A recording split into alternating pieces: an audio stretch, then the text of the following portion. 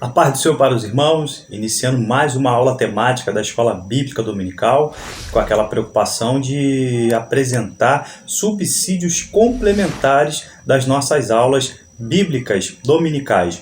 O tema da nossa lição, desse trimestre, uma edição especial, é Os Princípios Divinos em Tempos de Crise. E o nosso subtítulo é A Reconstrução de Jerusalém e o Avivamento Espiritual como exemplos para os nossos dias. Irmãos, eu quero chamar a atenção nesta aula, nós já estamos agora na aula de número 7, do comentarista Eurico Bergsten. Olha, irmãos, eu comecei a ter contato com as lições bíblicas da CPAD no ano de 2000. Esta lição foi publicada em 1993, ou seja, 27 anos já se passaram. E eu percebo, irmãos, nessa oportunidade, uma grande diferença, uma diferença singular nos estudos da década de 90 e dos anos 2000, 2010 para cá. Qual é a principal diferença que eu vejo? Eu vejo que este comentarista é um verdadeiro teólogo pentecostal. Ele, irmãos, ele é mais preocupado com a doutrina e depois sim a teologia. O que isso acrescenta? Qual é a diferença? Irmãos, quando nós falamos sobre o aspecto doutrinário, o que é doutrina? O que é doutrinar a igreja? É esta preocupação deste teólogo. A palavra doutrina ou disciplina, do grego paideia, significa orientação ou treinamento para o desenvolvimento do caráter, olha que coisa importante, e pronta obediência das normas. Hoje eu percebo, irmãos, que a Escola Bíblica Dominical ela tem uma preocupação teológica e não tem nenhum problema quanto a isso, porque teologia é o estudo sobre Deus. Nós estamos estudando sobre o eterno Criador. Mas quando eu dou uma ênfase, uma tônica toda especial para a questão doutrinária, é que eu quero que este aprendizado seja levado na prática, seja levado no dia a dia da nossa observância cristã. Então, glória a Deus pelos comentaristas, e é uma matéria nova, é uma década anterior, década de 90, década de 80, então é uma bênção para as nossas vidas. O pastor Eurico Bergsten, ele publicou uma teologia sistemática. Irmãos, é interessante quando você pega o estudo desse pastor.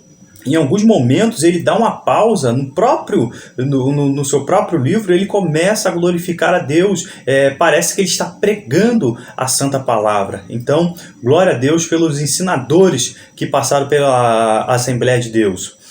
Lição de número 7, irmãos. O povo de Deus deve separar-se do mal. 3 tópicos serão apresentados nessa lição. Tópico 1, somente os judeus retornariam a Judá.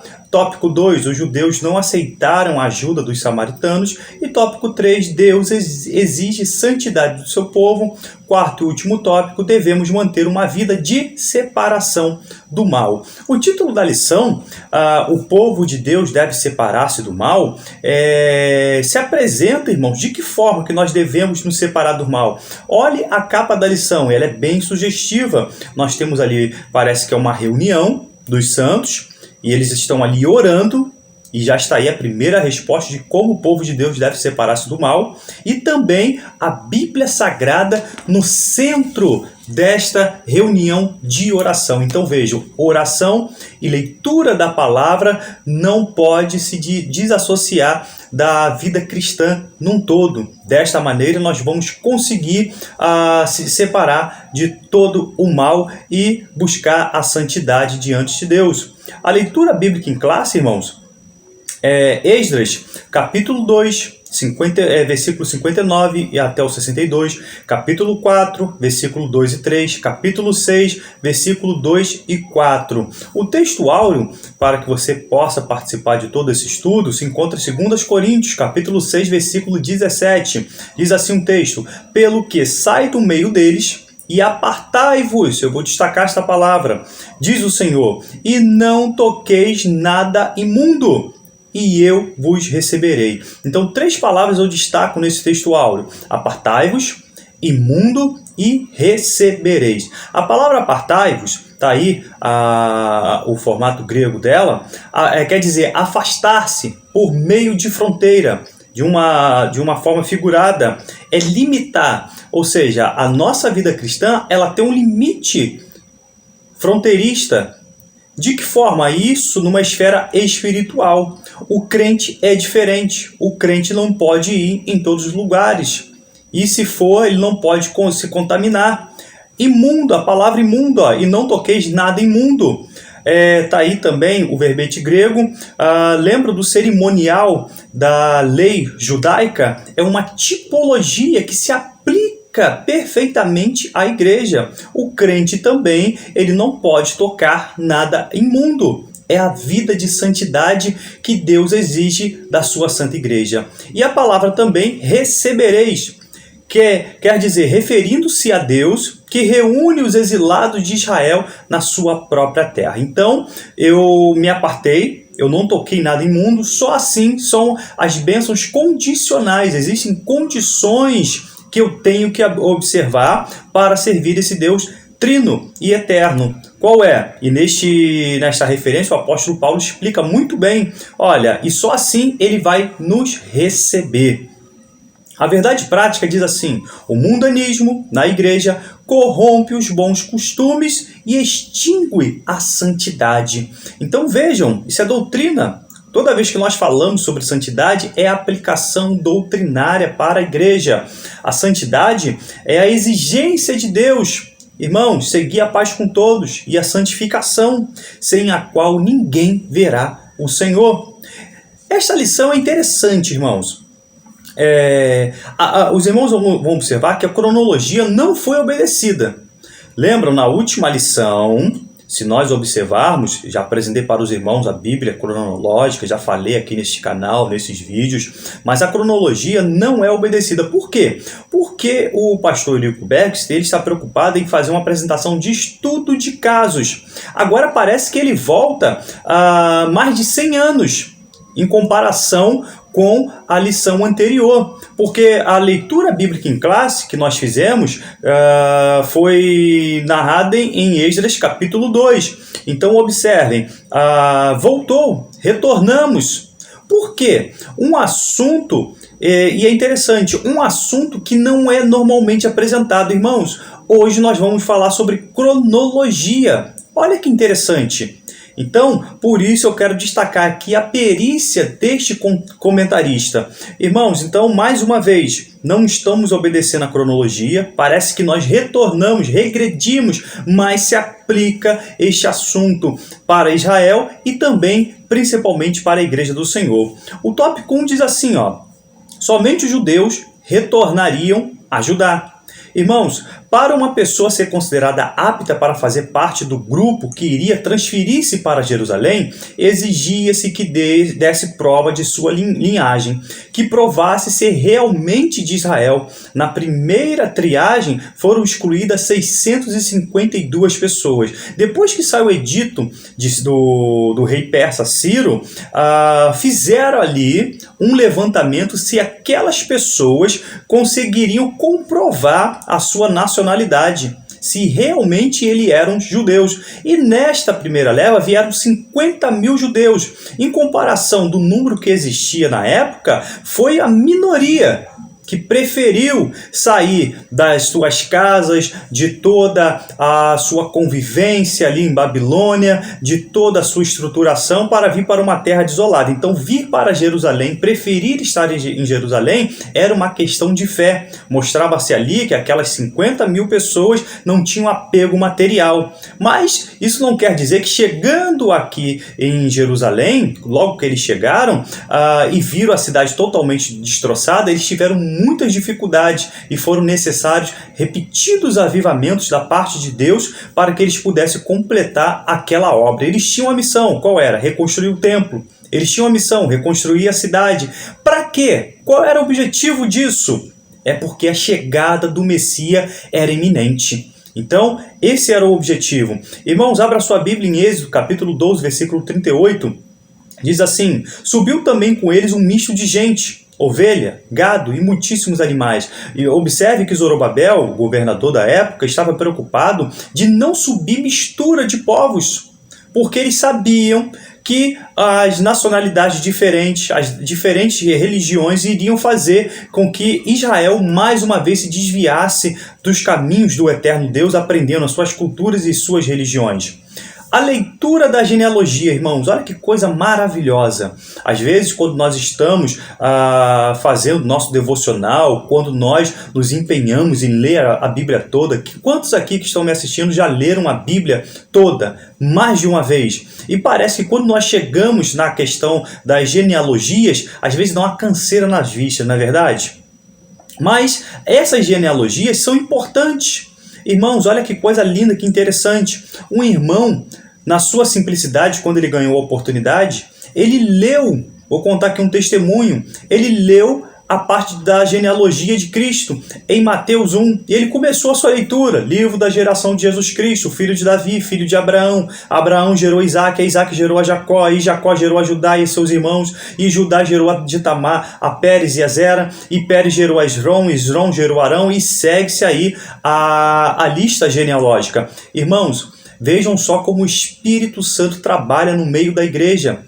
Uma alma aceitou a Cristo, e logo depois ele narrou que o que fez tocar para que ele aceitasse a Cristo Jesus como seu único e suficiente Salvador foi aquela leitura da genealogia. O Espírito Santo tocou em seu coração porque ele entendeu que se ele não estivesse em uma lista, e lá no final nós vamos falar sobre o livro da vida, se o seu nome não estivesse escrito, ele não entraria na pátria celestial. Vejam que testemunho tremendo. Então, nós não podemos desprezar as minutas, os detalhes que a Bíblia apresenta. O Espírito, ele trabalha da forma que ele quer.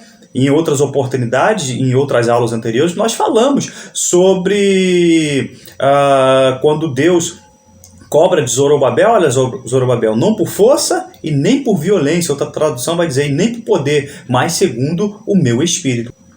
Nesta referência, aparecem esses dois nomes. Irmão, isso é subsídio, tá? Neemias não é o autor nem o assunto do livro, porque nesta referência, Neemias ainda ia demorar para aparecer mais de 80 anos na frente. Isso aqui é outro Neemias, que leva o seu nome, mas um líder anterior com o mesmo nome. Também nessa genealogia aparece o nome de Mardoqueu, os irmãos lembram, o primo da rainha Esther.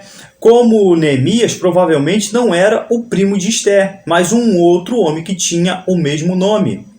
Finalmente, há um grupo daqueles cuja genealogia não era conhecida, não puderam mostrar a casa de seus pais e a sua linhagem. Então, transfira isso para uma postura espiritual, irmãos. Irmãos, quando nós entrarmos na Jerusalém celestial, nós vamos entrar não de forma clandestina. Não adianta, o nosso nome precisa estar escrito no livro da vida.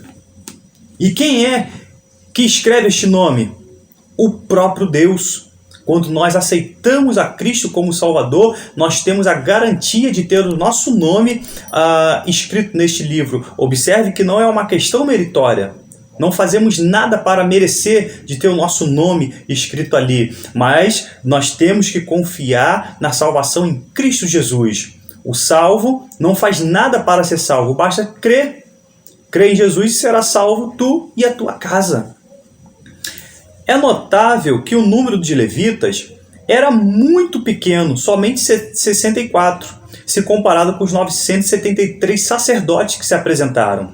Os levitas realizavam funções menos dignas no serviço do templo e normalmente eram muito mais numerosos do que os sacerdotes, que eram os verdadeiros descendentes de Arão, o primeiro sumo sacerdote instituído por Deus. Irmãos, parece que os levitas não quiseram voltar para a pátria amada. E é interessante, os levitas eles tinham um serviço a apresentar no templo, que era um serviço, vamos dizer, menos digno, mas para Deus não tem isso. Quando nós trabalhamos com o Senhor, seja pregando ou estando na portaria, entregando folheto, a recompensa vem do Senhor.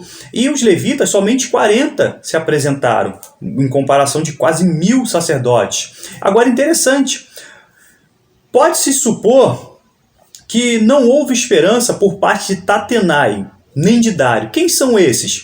Quando eles começam a atrapalhar a construção do muro, olha, já que nós não somos descendentes, não fomos encontrados no livro, não fazemos parte da genealogia, nós vamos atrapalhar esta construção. E pediu-se o livro da ordem de Ciro. Então vejam, a cronologia aqui mais uma vez não obedecida, mas depois dessa primeira apresentação, parece que agora passam-se mais 15 anos. Observe. Então mandou-se buscar um livro.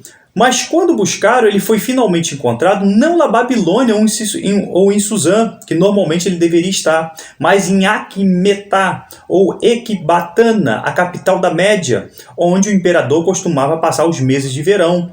Então, o livro que deveria estar numa estante, num local todo apropriado, estava numa casa de verão. O fato de o decreto ter sido encontrado em um lugar tão improvável mostra quão diligente foi a procura e quanto a providência divina esteve relacionada com a sua descoberta. Irmãos, eles tiveram muita dificuldade. O que se pôde fazer para atrapalhar aquela obra, a chegada, a retornada dos judeus para a sua pátria, eles puderam fazer. Interessante. O livro de Apocalipse. E vi um grande trono branco, e o que estava sentado sobre ele, de cuja presença fugiu a terra e o céu, e não se achou lugar para eles. E vi os mortos, grandes e pequenos, que estavam diante de Deus, e abriram-se os livros, destaque isso. E abriu-se o outro livro, que é o da vida, e os mortos foram julgados pelas coisas que estavam escritas nos livros, segundo as suas obras. Está aí a referência. Já que nós estamos falando sobre livro, já que nós estamos falando sobre genealogia, vejam só em Apocalipse, que interessante. O livro da vida e outros livros. Este versículo, versículo 12, e viu os mortos, grandes e pequenos. O pastor Severino de Almeida, um comentarista também da CPAD, ele diz que os grandes e pequenos, esses grandes aqui, não são os reis, os grandes são os anjos decaídos. E os pequenos são os homens que estavam diante de Deus e abriram-se os livros. Então, cada pessoa tem o seu livro particular. Esse é o entendimento. Cada pessoa, tudo que ele faz, ele fica narrado, fica escrito diante de Deus. E para não se ter dúvida, vejam que o juízo é o juízo do grande trono branco, onde as pessoas vão ser julgadas. Por que um grande trono branco? Por que brancura? Para exemplificar ali a santíssima justiça de Deus. E abriram-se os livros. Livro individual de cada pessoa, de cada anjo decaído. E abriu-se outro livro, que é o da vida. Então vejam a sabedoria de Deus. Os atos do homem iriam condenar a situação dele, por que ele estaria ali indo para o inferno.